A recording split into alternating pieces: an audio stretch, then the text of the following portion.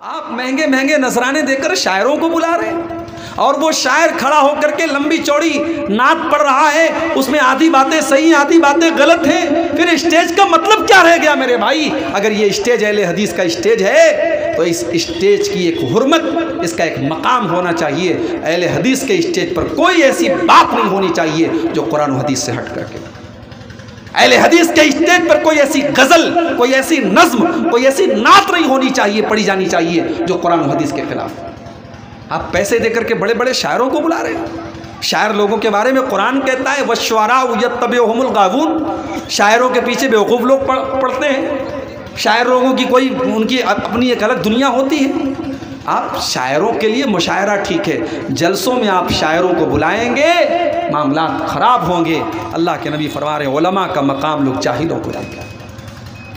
यहाँ तक कि जब उलमा दुनिया से ख़त्म हो जाएंगे तो जाहिलों से लोग फतवा पूछेंगे। फसुइलू फअफ्तऊ बिगैरि इल्मिन, और जब जाहिलों से फतवा पूछा जाएगा तो वो बगैर नॉलेज के फतवा देंगे, और जब वो गलत फतवा देंगे फज़ल्लू वाज़ल्लू, तो खुद भी गुमराह होंगे और दूसरों को भी गुमराह करेंगे। एक और हदीस में अल्लाह के नबी फरमाते हैं कि क़यामत की एक निशानी ये भी है कि अल्लाह ताला इल्म को दुनिया से उठा लेगा और जहालत बहुत ज़्यादा फैल जाएगी। किशनगंज में तो बड़े बड़े यूनिवर्सिटीज़ और बड़े बड़े कॉलेजेस खुल रहे हैं। बनारस में इतने बड़े बड़े इदारे मौजूद हैं, स्कूल और कॉलेज तो बराबर खुल रहे हैं, मदरसों की भी कोई कमी नहीं है। तो फिर अल्लाह के नबी के कहने का क्या मतलब है कि इल्म को उठा लिया जाएगा? मतलब यही है, मदरसे तो चलेंगे मगर मदरसों में पढ़ने वाले और पढ़ाने वाले नहीं बचेंगे। मुसलमानों के बच्चे इन मदरसों में पढ़ेंगे नहीं और मुसलमान अपने बच्चों को पढ़ाना भी नहीं चाहेगा। लोग इल्म तो हासिल करेंगे मगर इल्म दुनिया हासिल करेंगे, इल्म दीन हासिल नहीं करेंगे, कुरान और सुन्नत का इल्म लोग हासिल नहीं करेंगे। और आगे अल्लाह के नबी एक दूसरी हदीस में फरमाते हैं कि क़यामत के पहले एक ऐसा दौर भी आएगा, ऐसा दौर भी आएगा ला युदरा मा सलातुन वला सियामुन वला सदका। लोग इतने जाहिल हो जाएंगे दीन के मामले में कि लोगों को ये भी पता नहीं होगा कि नमाज किस चीज़ का नाम है, कुर्बानी किस चीज़ का नाम है, रोज़ा किस चीज़ का नाम है, सदका खैरात किस चीज़ का नाम है।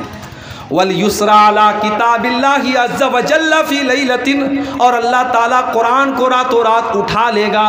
हत्ता ला तबका मिन्हु आयतुन फिल अर्ज़ि, यहाँ तक कि रुए ज़मीन पर कुरान की एक आयत भी बाकी नहीं बचेगी। क़यामत के पहले कैसा दौर भी आएगा। ये आज कुरान आपके मदरसों में आपके घरों में रखा है ना, इसको पढ़ा करो मेरे भाई। ये कुरान चूमने की किताब नहीं, कुरान पढ़ने की किताब है। और कुरान रट्टू तोते की तरह पढ़ने की किताब नहीं है, कुरान समझ के पढ़ने की किताब है। अगर हमने अपनी जवान बेटियों को बताया होता, कुरान सही तरीके से पढ़ाया होता, तो शायद आज हमारी लड़कियां बेपर्दा ना घूमती। जब उन्होंने कुरान की उस आयत को पढ़ा होता जिसमें अल्लाह उनसे कहता है कि ऐ नबी अपनी बेटियों से कह दो, अपनी बीवियों से कह दो और तमाम मुसलमान औरतों से कह दो युदनीना अलैहिन्ना मिन जलाबिबिहिन्ना, कि जब वो घर के बाहर निकला करें तो चादर में निकला करें, जिलबाब में निकला करें। ज़ालिका अदना अन युरफ़ना फला युज़ैन, यही चादर और यही नकाब और यही बुर्का उनकी पहचान बन जाएगा। अगर आपने अपनी बेटियों को कुरान मतलब और तर्जमे और ट्रांसलेशन के साथ पढ़ाया होता तो वो आज पर्दा करती, वो बेपर्दा ना होती। मेरे प्यारे साथियों, हमने कुरान को चूमने की किताब बना दिया। अल्लाह के नबी फरमाते हैं कि क़यामत के पहले एक ऐसा ज़माना आएगा कि कुरान को उठा लिया जाएगा।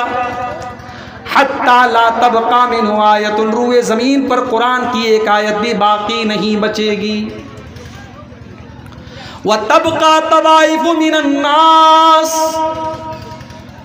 हालात इतने बुरे हो जाएंगे, कुछ लोग ऐसे बचेंगे जो कलमा पढ़ेंगे। और वो कलमा भी क्यों पढ़ेंगे? वो कहेंगे हमारे बाप दादा कलमा पढ़ते थे इसलिए हम कलमा पढ़ रहे हैं, ला इलाहा इल्लल्लाह पढ़ रहे हैं। और वो कलमा पढ़ने वाले भी जवान लोग नहीं होंगे। अल्लाह के नबी फरमाते हैं अश-शैखुल कबीर वल अजूज़, वो बूढ़े लोग होंगे, वो बूढ़ी औरतें होंगी। नौजवान नस्ल तो कलमा भी नहीं पढ़ेगी, वो कलमा से भी दूर हो जाएगी। बूढ़े लोग बचेंगे, बूढ़ी औरतें बचेंगी, वो बेचारे कलमा पढ़ेंगे और वो कहेंगे हमारे बाप दादा पढ़ते थे इसलिए हम भी पढ़ रहे हैं। जब अल्लाह के नबी की यह हदीस हज़रत हुज़ैफ़ा ने बयान की, हुज़ैफ़ा रज़ी अल्लाह ताला अन्हु ने जब ये हदीस बयान की, उनके एक शागिर्द ने कहा जिनका नाम सिला बिन ज़ुफ़र था, उन्होंने कहा हुज़ैफ़ा, जब लोगों को नमाज का मतलब नहीं पता, जब लोगों को रोज़ा का मतलब नहीं पता, सदका खैरात का मतलब नहीं पता, कुर्बानी का मतलब नहीं पता, तो आए हुज़ैफ़ा ला इलाहा इल्लल्लाह पढ़ने का क्या फ़ायदा उनको मिलेगा, ज़रा ये आप बता दीजिए। हज़रत हुज़ैफ़ा ने कोई जवाब नहीं दिया, मुँह फेर लिया। सिला ने दोबारा सवाल किया, हज़रत हुज़ैफ़ा ने फिर मुँह फेर लिया। जब 3 बार लगातार उनके शागिर्द ने सवाल किया तो हज़रत हुज़ैफ़ा ने फरमाया कि तुनजीहिम मिनन नार, ये कलमा उनको जहन्नम की आग से बचाएगा। यानी क़यामत के पहले एक ऐसा दौर भी आ जाएगा कि सिर्फ कलमा पढ़ने की वजह से अल्लाह ताला नजात देगा, वो इस कदर जहालत का दौर होगा। मेरे प्यारे साथियों, अपने बच्चों को, अपने घर के लोगों को, अपनी फैमिली को इल्म दीन के साथ जोड़िए। जब तक हम इल्म दीन अपने घर में माहौल पैदा नहीं करेंगे, हम खुद भी इल्म दीन नहीं सीखेंगे, अपने बच्चों को नहीं सिखाएंगे, हम जहन्नम की आग से अपने घर वालों को नहीं बचा सकते। और ये भी याद रखिए, कभी भी किसी गुनाह को हकीर मत समझिए। इंसान की बर्बादी यहीं से शुरू होती है, जब वो ये सोचता है कि ये गुनाह तो कर लेना चाहिए, इसमें कोई हर्ज की बात नहीं है। किसी भी गुनाह को हकीर मत समझिए।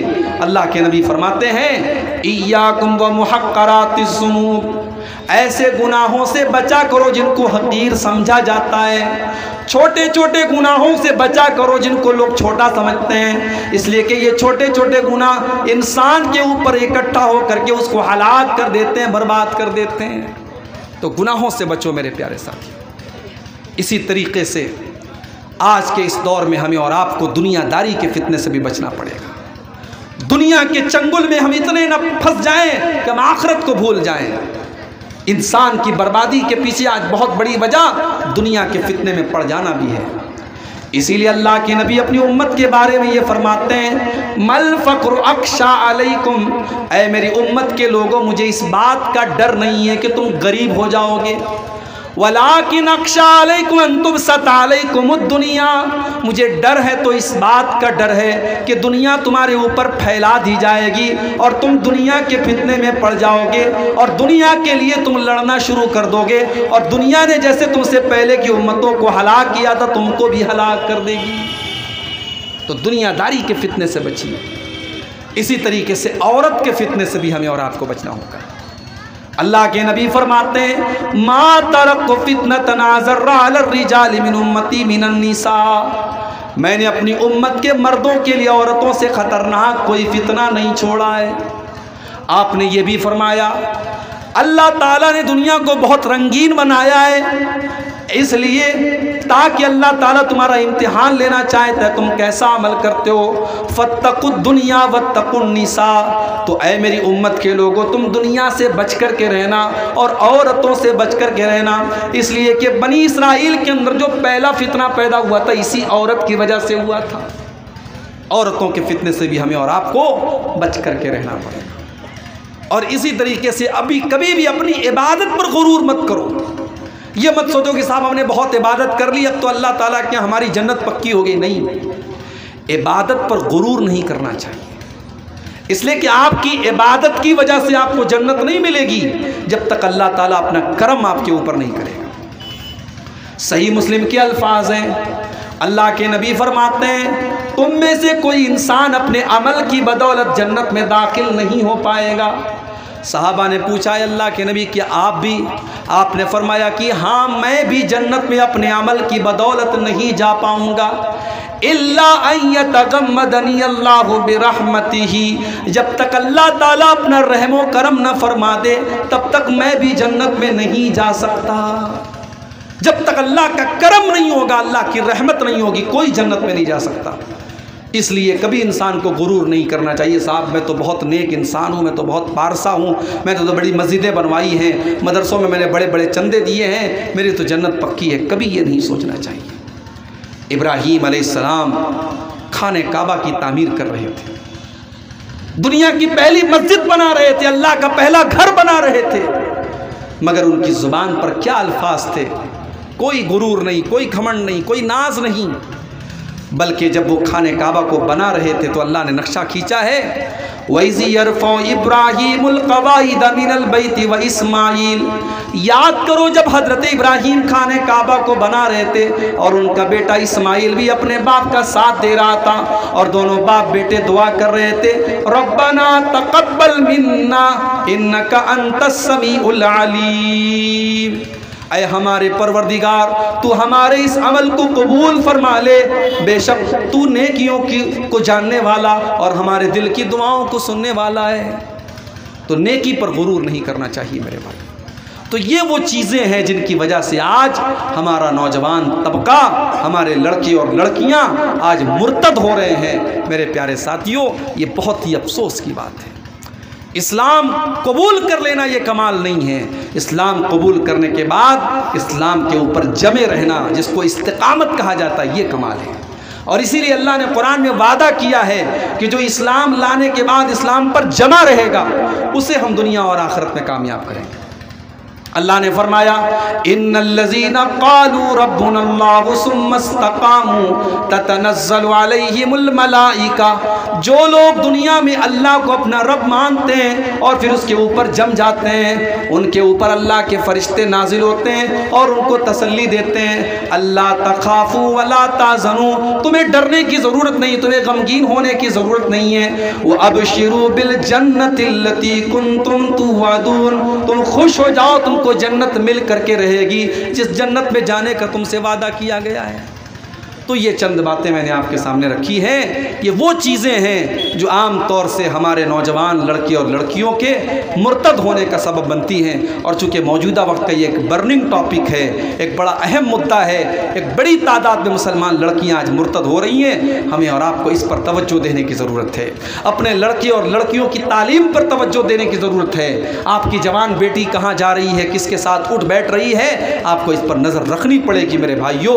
अगर आप अपने बच्चों से प्यार करते हैं, अपनी फैमिली से प्यार करते हैं और उन्हें ज़रा सी भी तकलीफ पहुंचे आप गवारा नहीं करते, तो आपके बच्चे और बच्चियां जहन्नम के रास्ते पर जा रहे हैं और आपको कोई चिंता नहीं और कोई फिक्र नहीं। ये यकीनन बहुत अफसोस की बात है।